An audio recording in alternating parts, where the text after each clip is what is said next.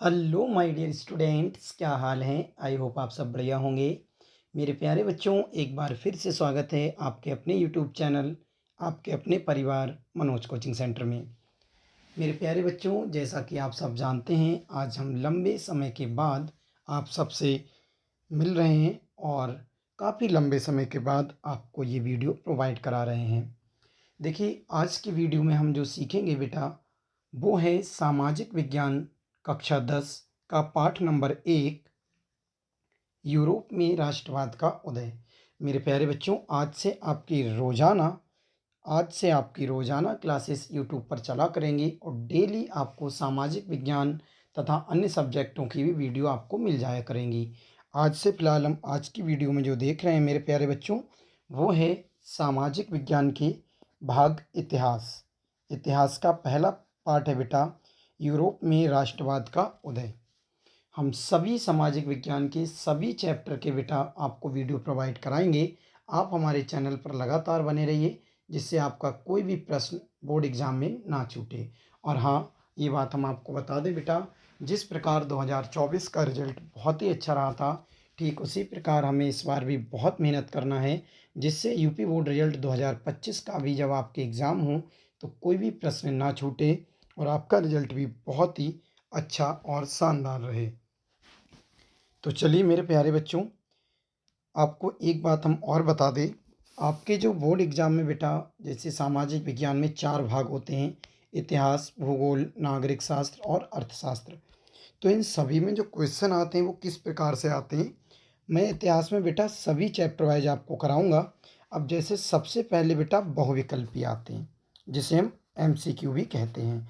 फिर आते हैं बेटा वर्णात्मक, क्या आते हैं, वर्णात्मक फर्स्ट।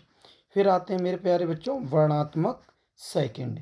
तो याद रखें, आपके इतिहास, भूगोल, अर्थशास्त्र और नागरिक शास्त्र, इन चारों में मानचित्र को छोड़कर बेटा बहुविकल्पी प्रश्न आएंगे, वर्णात्मक फर्स्ट आएंगे और वर्णात्मक सेकंड। केवल ये 3 टाइप्स के ही प्रश्न आते हैं आपके।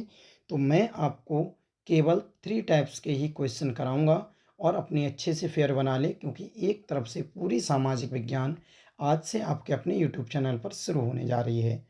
तो मेरे प्यारे बच्चों, जैसा कि आप देख सकते हैं, इतिहास है और भारत और समकालीन विश्व 2 यानी इतिहास। और इसमें पहला चैप्टर का जो नाम है मेरे प्यारे बच्चों, यूरोप में राष्ट्रवाद का उदय। तो चलिए आज की वीडियो में हम बिना देरी किए शुरू करते हैं पाठ नंबर 1 के बहुविकल्पीय प्रश्न।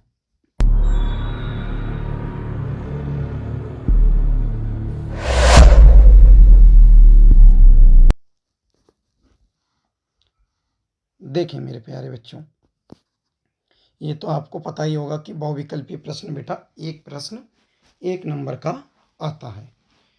तो ध्यान से देखेंगे मेरे प्यारे बच्चों। देखें, हेडिंग पड़ा है बहुविकल्पीय प्रश्न और जो प्रत्येक 1 नंबर का होने वाला है। और ये बात मैंने आपको पहले ही बता दी कि बेटा बहुविकल्पीय, वर्णात्मक फर्स्ट, वर्णात्मक सेकंड, केवल इतने ही प्रकार के आपके बोर्ड एग्जाम में क्वेश्चन आते हैं। तो हमें भी केवल इतने ही टाइप्स के करना है। देखें बेटा, पहला प्रश्न है, जर्मनी के एकीकरण की आधारशिला किसने तैयार की। जर्मनी के एकीकरण की आधारशिला किसने तैयार की। ऑप्शन नंबर का है विलियम प्रथम, खा है बेटा बिस्मार्क, गा है नेपोलियन बोनापार्ट और घा है नेपोलियन थर्ड। तो मेरे प्यारे बच्चों, इसका सही जवाब ऑप्शन नंबर गा हो जाएगा। नेपोलियन बोनापार्ट ने जर्मनी के एकीकरण की आधारशिला तैयार की थी। तो ये आप अच्छे से याद करना, क्योंकि आपके बोर्ड एग्जाम में बेटा 20 प्रश्न टिक लगाने को आने वाले हैं। कोई भी गलत ना कर देना, ठीक है। किसने आधारशिला तैयार की थी बेटा जर्मनी के एकीकरण की? नेपोलियन बोनापार्ट ने। दूसरा प्रश्न है मेरे प्यारे बच्चों, दूसरा प्रश्न कह रहे हैं, फ्रांस की क्रांति का अग्रदूत किसे कहा जाता है। फ्रांस की क्रांति का अग्रदूत किसे कहा जाता है। ऑप्शन है बेटा नेपोलियन, खा है रूसो, ऑप्शन नंबर घ दिद्रो, ऑप्शन नंबर घ वॉल्टेयर। तो मेरे प्यारे बच्चों, ऑप्शन नंबर खा रूसो, जिसे फ्रांस की क्रांति का अग्रदूत कहा जाता है। और सबसे अच्छी बात बेटा, आप जब भी इस वीडियो को नोट करें, उसके बाद में इसे रोज़ाना की रोज़ाना याद करते रहें, जिससे आपका कोई भी प्रश्न ना छूटे। अगला प्रश्न है बेटा क्वेश्चन नंबर 3, सामाजिक उपबंध यानी सोशल कॉन्ट्रैक्ट नामक पुस्तक का लेखक कौन था? ऑप्शन नंबर का है बेटा रूसो, खा है मॉन्टेस्क्यू, गा है नेक्कर और गा है दिदरो। तो बेटा ऑप्शन नंबर का Rousseau is the right answer. सामाजिक उपबंध यानी सोशल कॉन्ट्रैक्ट जो पुस्तक है उसके लेखक कौन है? रूसो। चलिए बेटा अब देखते हैं अगले। देखें प्रश्न संख्या 4 है बच्चों। 1789 अर्थात 1789 ईस्वी में फ्रांस की क्रांति के समय किसका शासन था? 1789 ईस्वी में फ्रांस की क्रांति के समय किसका शासन था? ऑप्शन नंबर का है लुई 14वां, खा है बेटा लुई 16वां, लुई 15वां और ऑप्शन नंबर घा है नेपोलियन। तो बेटा याद रखें जो फ्रांस की क्रांति हुई थी 1789 ईस्वी में, उस समय जो शासन था वो बेटा लुई 16वां का था। इसका मतलब ऑप्शन नंबर खा इज द राइट आंसर हो जाएगा मेरे प्यारे बच्चों। ठीक है, चलिए बढ़ते हैं बेटा क्वेश्चन नंबर 5 की तरफ। ध्यान से सभी समझेंगे, काफ़ी अच्छे प्रश्न लगाए गए हैं बेटा। ठीक है, तो देखें क्वेश्चन नंबर 5 क्या कह रहा है। कह रहे हैं फ्रांस की क्रांति में मुख्य भूमिका किस वर्ग की थी? जो फ्रांस की क्रांति हुई थी बेटा, इसमें मुख्य जो भूमिका थी वो किस वर्ग की थी? ऑप्शन नंबर का है कृषक वर्ग, खा है बेटा कुलीन वर्ग, ऑप्शन नंबर गा है मध्यम वर्ग, ऑप्शन नंबर घा है मजदूर वर्ग। तो बेटा जो मध्यम वर्ग था ऑप्शन नंबर गा, ये बिल्कुल सही जवाब है। मध्यम वर्ग की फ्रांस की क्रांति में भूमिका सबसे मुख्य थी। अगला प्रश्न है मेरे प्यारे बच्चों, छठा प्रश्न। चलिए छठा प्रश्न देखते हैं बच्चों। कह रहे हैं मॉन्टेस्क्यू ने किस सिद्धांत का प्रतिपादन किया था? जो मॉन्टेस्क्यू था उसने किस सिद्धांत का प्रतिपादन किया था? ऑप्शन नंबर का है राजतंत्र, ऑप्शन खा है समाजवाद, ऑप्शन गा है प्रजातंत्र, ऑप्शन घा है अधिकार विभाजन। तो बेटा मॉन्टेस्क्यू ने ऑप्शन नंबर घा अधिकार विभाजन सिद्धांत का प्रतिपादन किया था। और बहुत ही मोस्ट इंपोर्टेंट प्रश्न है बेटा ऑप्शन नंबर 7, प्रश्न संख्या 7 क्या है बच्चों, जरा ध्यान से देखते हैं। कह रहे हैं बिस्मार्क जर्मनी का चांसलर कब बना? जो बिस्मार्क था वो जर्मनी का चांसलर कब बना?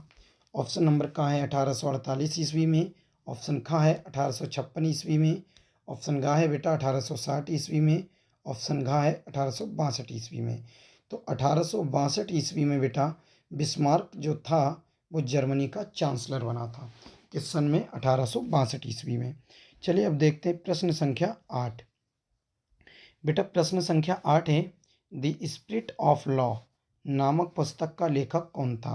द स्पिरिट ऑफ लॉ नामक पुस्तक का लेखक कौन था? ऑप्शन का है वॉल्टेयर, खा है बेटा दिदरो, गा है मॉन्टेस्क्यू, घा है रूसो। तो ऑप्शन नंबर गा Montesquieu is the right answer. बेटा अगर ये वीडियो आप 1-2 बार पढ़ लेंगे ना, तो बोर्ड एग्ज़ाम में जब आपके पास चारों ऑप्शन होंगे तो मुझे पूरा विश्वास है कि आप सही ऑप्शन पे टिक स्वयं लगा देंगे। और अच्छे से इन्हें रोज़ाना याद करते चलें, जिससे पूरी सामाजिक विज्ञान या अन्य सब्जेक्टों की तैयारी भी आसानी से हो सके। यूट्यूब चैनल को सब्सक्राइब कर लेना जिसने नहीं किया है, क्योंकि रोज़ाना आज से आपकी वीडियो मिलती रहेंगी। चलिए बेटा नेक्स्ट प्रश्न देखते हैं। क्वेश्चन नंबर 9 क्या कह रहा है। कह रहे हैं इटली का एकीकरण कब पूरा हुआ? इटली का एकीकरण कब पूरा हुआ था? ऑप्शन नंबर का है 1871 ईस्वी में, ऑप्शन खा है 1873 ईस्वी में, गा है बेटा 1876 ईस्वी में, ऑप्शन नंबर घा है 1889 ईस्वी में। तो बेटा इसका सही जवाब ऑप्शन नंबर का हो जाएगा 1871 ईस्वी में। जो इटली का एकीकरण है बेटा वो पूरा हुआ था। कब हुआ था? 1871 ईस्वी में। अगला प्रश्न है बेटा क्वेश्चन संख्या 10। आप देख सकते हैं कितना मोस्ट इंपॉर्टेंट प्रश्न है कि फ्रांस की क्रांति कब हुई थी। आप देख सकते हैं ये कितने वर्ष लगातार आया हुआ प्रश्न है जो ये सन पड़ी हुई हैं। ठीक है, तो फ्रांस की क्रांति कब हुई थी? ऑप्शन नंबर का है बेटा 1788 ईस्वी में, ऑप्शन खा है 1789 ईस्वी में, ऑप्शन नंबर गा है 1790 ईस्वी में और ऑप्शन नंबर घा है 1787 ईस्वी में। तो इसका सही जवाब बेटा ऑप्शन नंबर खा हो जाएगा 1789 ईस्वी में जो फ्रांस की क्रांति हुई थी। चलिए बेटा देखते हैं प्रश्न संख्या 11। ये सभी प्रश्न बेटा आए हुए हैं। क्या है? यंग इटली सोसाइटी का संस्थापक कौन था? यंग इटली सोसाइटी का संस्थापक कौन था? आप देख सकते हैं बेटा ये 2020 और 2023 में आया हुआ प्रश्न है। ऑप्शन नंबर का हो जाएगा मेरे प्यारे बच्चों गैरीवाल्डी। ऑप्शन खा है बिस्मार्क, गा है काबूर और घा है मैजनी। तो मेरे प्यारे बच्चों यंग इटली जो सोसाइटी थी इसके संस्थापक मैजनी थे। कौन थे? मैजनी। तो ऑप्शन नंबर घा बिल्कुल ठीक हो जाएगा। मैजनी और मैथ्सनी अगर आ जाए बेटा तब भी आपको मैथ्सनी पर भी टिक लगा देना है। मैजनी और मैथ्सनी एक ही होता है, बस किताबों में दो तरह से लिख दिया गया है। ठीक है, तो घबराने की ज़रूरत नहीं है। मैथ्स नहीं आए तब भी आपको यंग इटली सोसाइटी पे लगाना है और मैथ्स नहीं आए तब भी। चलिए बेटा 12वां प्रश्न देखते हैं। राष्ट्रवाद का प्रारंभ किस देश से हुआ था? राष्ट्रवाद का प्रारंभ किस देश से हुआ? बताओ बेटा। तो ऑप्शन नंबर का है फ्रांस, ऑप्शन नंबर खा है भारत, ऑप्शन गा है जर्मनी, ऑप्शन घा है इटली। आप देख सकते हैं बेटा ये कितने वर्ष आया हुआ प्रश्न है। तो राष्ट्रवाद का जो प्रारंभ है बेटा वो फ्रांस देश से हुआ था। कहाँ से हुआ था? फ्रांस से हुआ था। चलिए क्वेश्चन संख्या 13 देखते हैं बच्चों। क्वेश्चन संख्या 13 है इटली का एकीकरण किसके नेतृत्व में किया गया? बच्चों अगर आप मेरी बात मानते हैं, रोज़ाना वीडियो देखकर अपनी फेयर कंप्लीट करते हैं और रोज़ाना आप याद करते हैं तो आप यकीन मानना बेटा ऐसा कोई भी प्रश्न नहीं होगा जो आपका बच जाए। पूरा पेपर आपका यूट्यूब से कंप्लीट हो जाएगा। भरोसा रखें बेटा एक भी प्रश्न नहीं छूटेगा। बस आपको रोज़ाना वीडियो देखना है। ठीक है। इटली का एकीकरण किसके नेतृत्व में किया गया था? तो ऑप्शन नंबर का है ज्यूसेपे गैरीवाल्डी, खा है बेटा ऑटो वान बिस्मार्क, गा है नेपोलियन और घा है विलियम प्रथम। तो ऑप्शन नंबर का Giuseppe Garibaldi is the right answer बेटा। का वाला हो जाएगा। इटली का एकीकरण किसके नेतृत्व में हुआ था बेटा? ज्यूसेपे गैरीवाल्डी। चलिए अगला प्रश्न देखते हैं। ये बेटा सभी प्रश्न चैप्टर नंबर 1 के हैं। यूरोप में राष्ट्रवाद का उदय। और कौन सा भाग है? इतिहास। तो आप फेयर कॉपी बनाएं तो इतिहास वाले में पहला चैप्टर डाल के आप बहुविकल्पी लिखेंगे। नेक्स्ट जो वीडियो आएंगी उसमें हम वर्णात्मक फर्स्ट भी कराएंगे, वर्णात्मक सेकंड भी कराएंगे और जैसे ही चैप्टर कंप्लीट हो जाएगा तभी चैप्टर दूसरा शुरू हो जाया करेगा। ठीक है, तो अगर आप एक तरफ से देखेंगे प्लेलिस्ट के हिसाब से देखना, प्लेलिस्ट आपकी बना दी जाएगी। ठीक है। चलिए बेटा 14वां प्रश्न हम देख लेते हैं। क्या है 14वां प्रश्न? कह रहे हैं पुनर्जागरण युग का अभ्युदय किस देश में हुआ था?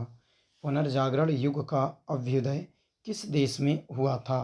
तो ऑप्शन का है बेटा रोम में, खा है इटली, गा है बेटा ब्रिटेन और घा है अमेरिका। तो मेरे प्यारे बच्चों पुनर्जागरण का जो अभ्युदय है यानी प्रारंभ है वो कहाँ से हुआ था बेटा? इटली से हुआ था। पुनर्जागरण कहाँ से शुरू हुआ था मेरे प्यारे बच्चों? इटली से शुरू हुआ था। अगला प्रश्न है 15वां। 1848 की फ्रांसीसी राज्य क्रांति के फलस्वरूप क्या हुआ था? तो ऑप्शन नंबर का है बेटा निरंकुश राजतंत्र की स्थापना हुई थी, ऑप्शन खा है सीमित राजतंत्र की स्थापना हुई थी, गा है सैन्य शासन की स्थापना हुई थी या ऑप्शन नंबर घा है गणतंत्र की स्थापना हुई थी। तो बेटा ऑप्शन नंबर घा बिल्कुल सही जवाब हो जाएगा। क्या हुआ था मेरे प्यारे बच्चों? गणतंत्र की स्थापना हुई थी। क्या हुई थी? गणतंत्र की स्थापना। चलिए क्वेश्चन संख्या हम देख लेते हैं मेरे प्यारे बच्चों। 16वां प्रश्न जो कि 2020 में आया हुआ प्रश्न है। क्या कह रहे हैं कि फ्रांस में गणतंत्र की घोषणा किस वर्ष हुई? फ्रांस में जो गणतंत्र की घोषणा है वो किस वर्ष हुई थी? ऑप्शन नंबर का है 1815 ईस्वी में, 1830 ईस्वी में, 1848 ईस्वी में, 1871 ईस्वी में। तो बेटा फ्रांस में जो गणतंत्र की घोषणा हुई थी वो 1848 ईस्वी में हुई थी। कब हुई थी? 1848 ईस्वी में। ऑप्शन नंबर का बिल्कुल ठीक हो जाएगा। चलिए बेटा नेक्स्ट देखते हैं प्रश्न। 17वां प्रश्न है नेपोलियन का संबंध किस देश से था? नेपोलियन जो था बेटा उसका संबंध किस देश से था? तो ये प्रश्न 2020 और 2023 में आया हुआ है। तो ऑप्शन नंबर का हो जाएगा जर्मनी, खा हो जाएगा बेटा इटली, गा हो जाएगा फ्रांस और घा हो जाएगा इंग्लैंड। तो नेपोलियन का संबंध किस देश से था? तो नेपोलियन जो उसका संबंध था बेटा फ्रांस देश से। तो ऑप्शन नंबर का बिल्कुल ठीक हो जाएगा। प्रश्न संख्या 18 है, वियना कांग्रेस के द्वारा फ्रांस में किस वंश के शासकों की पुनर्स्थापना की गई थी? जो वियना कांग्रेस के द्वारा फ्रांस में किस वंश के शासकों की पुनर्स्थापना की गई थी? तो ऑप्शन नंबर का है हैंसबर्ग, खा है बेटा ऑरलियां और गा है बूर्बो, घा है बेटा जारशाही। तो ऑप्शन नंबर गा बूर्बो इज द राइट आंसर। ये बेटा बहुत ही मोस्ट इंपॉर्टेंट प्रश्न है, इन्हें आप अच्छे से लर्न कर लें, अच्छे से याद कर लें, जिससे कोई भी प्रश्न आपका ना बचे। चलिए देखते हैं बेटा प्रश्न संख्या 19। देखें क्या कह रहे हैं कि किस संधि द्वारा जर्मनी का एकीकरण पूरा हुआ? किस संधि द्वारा जर्मनी का एकीकरण पूरा हुआ?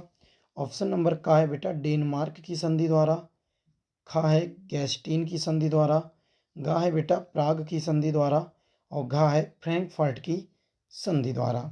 तो ऑप्शन नंबर घा is the right answer. Frankfurt की संधि द्वारा जो है बेटा वो जर्मनी का एकीकरण क्या हुआ था? पूरा हुआ था। अगला प्रश्न है बेटा रक्त और लौह की नीति किसने अपनाई? रक्त और लौह यानी लोहे की नीति किसने अपनाई? ऑप्शन नंबर का है बिस्मार्क ने, खा है फ्रेडरिक विलियम चतुर्थ ने, गा है बेटा मेजनी ने और घा है गैरीवाल्डी ने। तो ऑप्शन नंबर का हो जाएगा बिस्मार्क ने इज द राइट आंसर। रक्त और लौह की जो नीति थी वो बिस्मार्क ने अपनाई थी। रक्त और लौह की नीति किसने अपनाई थी? बिस्मार्क ने, ऑप्शन नंबर का। चलिए देखते हैं बेटा प्रश्न संख्या 21। सभी प्रश्न आए हुए हैं, ठीक है। क्या कह रहे हैं 21वां कि जर्मनी के एकीकरण में मुख्य भूमिका किसकी थी? जो जर्मनी का एकीकरण हुआ था बेटा उसमें मुख्य भूमिका किसने निभाई थी? तो ऑप्शन नंबर, और ये देख सकते हैं बेटा आप 2021 2022 दोनों वर्ष आया हुआ प्रश्न है। ऑप्शन नंबर का हो जाएगा नेपोलियन ने, ऑप्शन खा हो जाएगा ऑटो वान बिस्मार्क ने, गा हो जाएगा बेटा ज्यूसेफे ने और घा इनमें से कोई नहीं। तो जर्मनी के एकीकरण की जो भूमिका थी उसे निभाया था ऑप्शन नंबर खा ऑटो वान बिस्मार्क ने। उसकी भूमिका किसने निभाई थी? ऑटो वान बिस्मार्क ने। 22वां प्रश्न है बच्चों, नेपोलियन बोनापार्ट की पराजय कब हुई थी? जो नेपोलियन बोनापार्ट था उसकी पराजय किस वर्ष हुई थी? ये 2022 और 2023 में आया हुआ प्रश्न है। ऑप्शन का है बेटा 1814 ईस्वी में, खा है 1815 में, गा है 1816 में, घा है 1817 में। तो ऑप्शन नंबर खा इज द राइट आंसर। 1815 में नेपोलियन बोनापार्ट की पराजय हुई थी, यानी नेपोलियन बोनापार्ट हार गया था। क्या ऑप्शन किस सन बेटा? 1815 में। चलिए देखते हैं अगला प्रश्न बेटा।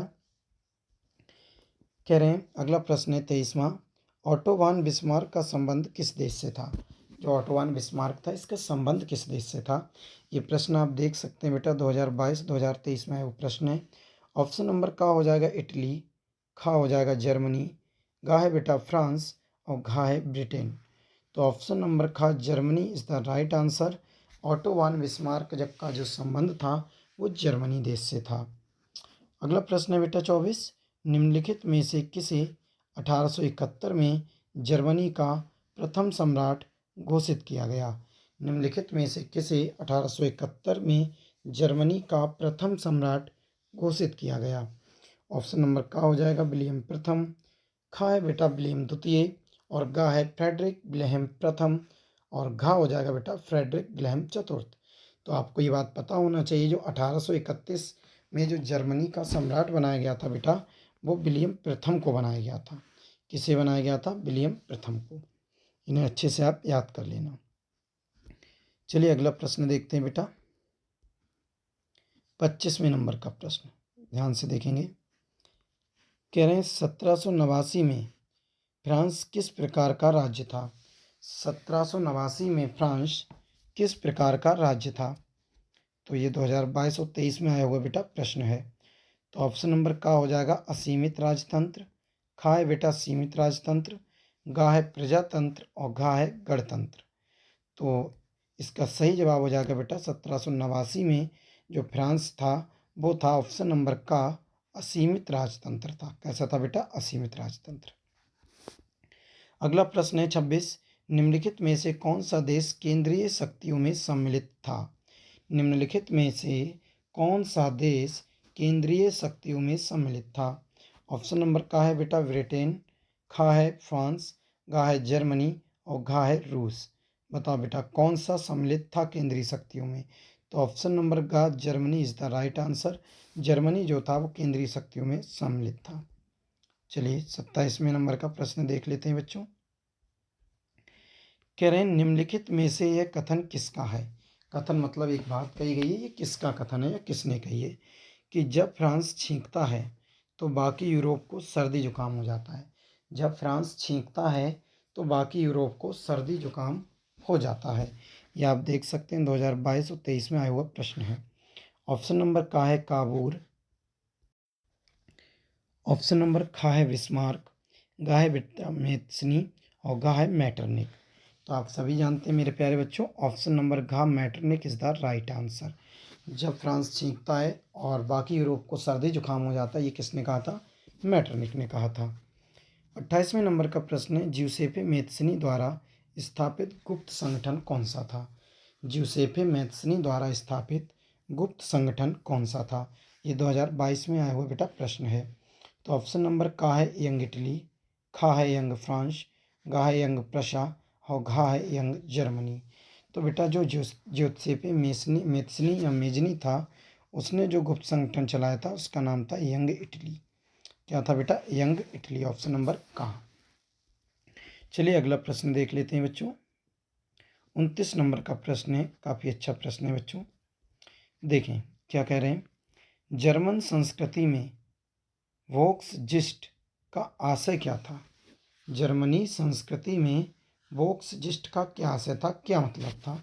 तो ऑप्शन नंबर का है राष्ट्र, खा है बेटा संविधान, गा है आम जनता और घा है संसद। तो ऑप्शन नंबर गा है आम जनता। तो वोक्सजिस्ट का आशय जर्मन संस्कृति में जो है वो आम जनता से, यानी ऑप्शन नंबर गा बिल्कुल ठीक हो जाएगा। प्रश्न संख्या 30 है ज्यूसेप्पे मेजनी का संबंध किससे था? 2023 में आया हुआ प्रश्न है। इटली के एकीकरण से, जर्मनी के एकीकरण से, इंग्लैंड के राष्ट्रवाद से या फ्रांस के राष्ट्रवाद से?